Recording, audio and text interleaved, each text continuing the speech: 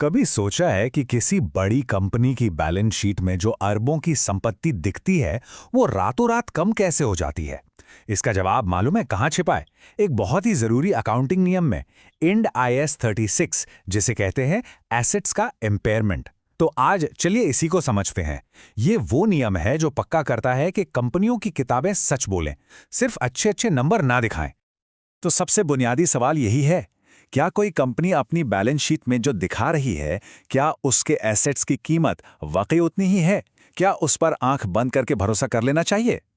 देखिए, end AS 36 का तो यही कहना है कि नहीं, हमेशा ऐसा नहीं होता, और बस इसीलिए इस स्टैंडर्ड की जरूरत पड़ी। तो चलिए पहले सेक्शन में चलते हैं और समझते हैं कि एसेट्स आखिर झूठ बोल कैसे सकते हैं। देखिए, बात बहुत सीधी सी है।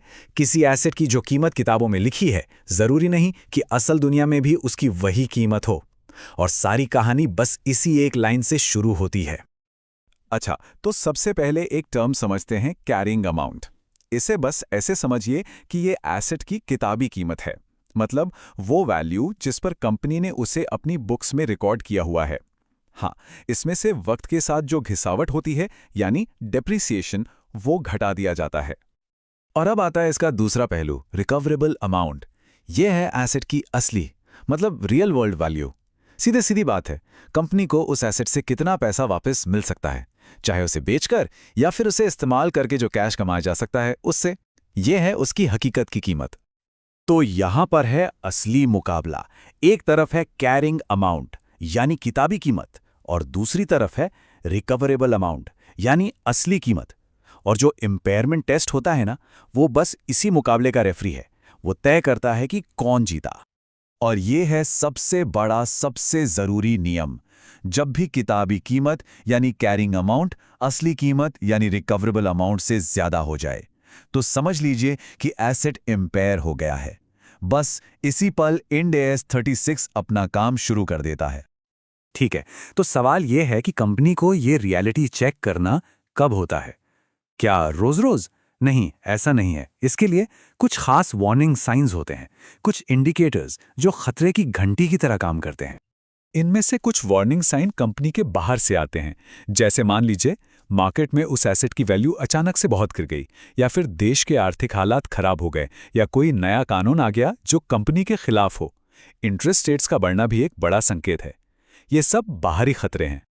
और फिर कुछ खतरे की घंटियां कंपनी के अंदर से ही आती हैं। जैसे मान लीजिए कोई मशीन टूट फूट गई है, या टेक्नोलॉजी पुरानी हो जाने की वजह से अब उतनी काम की नहीं रही, या फिर वो एसेट बस बेकार पड़ा है, कोई इस्तेमाल नहीं हो रहा, या सबसे बुरी बात, वो एसेट पैसा कमाने के बजाय उल्टा पैसा डुबा रहा है। ये सब अंदरूनी संकेत हैं। लेकिन हाँ, कुछ एसेट्स ऐसे हैं जिनके लिए किसी वार्निंग साइन का इंतजार नहीं किया जाता। इन पर तो हर साल, जी हाँ हर साल, टेस्ट करना ही पड़ता है। ये हैं गुडविल, यानी कंपनी की साख की कीमत, और वो इंटैंजिबल एसेट्स जिनकी कोई तय उम्र नहीं होती, जैसे कोई बहुत बड़ा ब्रांड नेम। इन पर तो हमेशा नजर रखनी पड़ती है।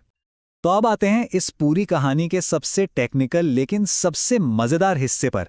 आखिर ये रिकवरेबल अमाउंट निकालते कैसे हैं? चलिए देखते हैं। देखिए, रिकवरेबल अमाउंट निकालने के लिए ना कंपनी एक तरह से बेस्ट केस सिनेरियो देखती है। वो दो चीजें कैलकुलेट करती है। पहला, अगर एसेट को आज बाजार में बेच दें तो कितना पैसा मिलेगा, इसे कहते हैं fair value less costs of disposal. और दूसरा, अगर इसे बेचे नहीं बल्कि इस्तेमाल करते रहें तो इससे भविष्य में कितनी कमाई होगी, ये है वैल्यू इन यूज।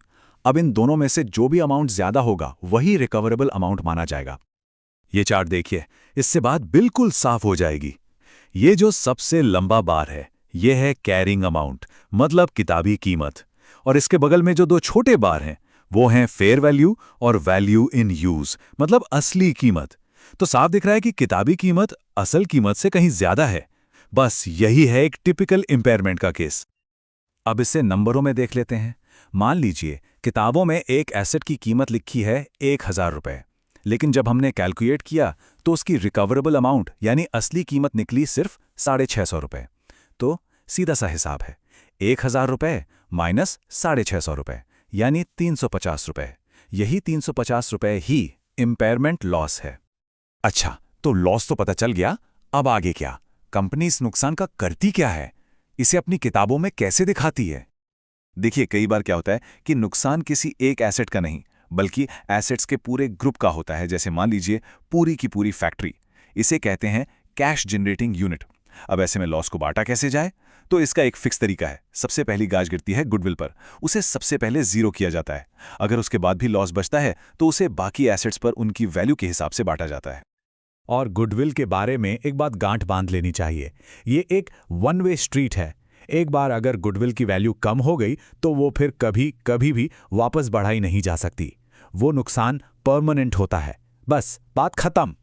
चलिए अब आखिरी सेक्शन पर आते हैं और फटाफट ये देख लेते हैं कि क्या इस नुकसान की भरपाई हो सकती है और कंपनियों को इस बारे में क्या-क्या जानकारी देनी पड़ती है। तो सवाल यह है कि जो लॉस एक बार रिकॉर्ड हो गया, क्या वो हमेशा के लिए हो गया? ज्यादातर एसेट्स के मामले में जवाब है नहीं। अगर कल को हालात सुधर जाते हैं तो उस लॉस को रिवर्स किया जा सकता है, यानी वापस लिया जा सकता है। लेकिन एक एसेट है जिसके लिए यह दरवाजा हमेशा के लिए बंद है, और वो है, जैसा हमने पहले भी बात की, गुडविल। गुडविल का नुकसान कभी रिवर्स नहीं होता। और आखिर में सबसे जरूरी बात है पारदर्शिता।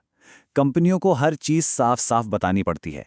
कितना लॉस हुआ, क्यों हुआ, किस कैश जनरेटिंग यूनिट पर हुआ, और सबसे जरूरी, लॉस कैलकुलेट करते वक्त उन्होंने क्या क्या अनुमान लगाए, जैसे कि डिस्काउंट रेट क्या था। ये सारी जानकारी इन्वेस्टर्स के लिए बहुत कीमती होती है। इसी से तो उन्हें कंपनी के असली हालत का अंदाजा लगता है। तो चलिए इस पूरी चर्चा को एक सवाल पर खत्म करते हैं। अगर कोई कंपनी ये बताती है कि उसके एसेट्स इंपेयर हो गए हैं, तो इसे क्या समझा जाए? क्या ये एक तरह की नाकामी है, या फिर ये एक तरह की ईमानदारी है कि कंपनी कड़वी सच्चाई को भी अपनी किताबों में दिखाने की हिम्मत रखती है? इस पर जरूर सोचिएगा।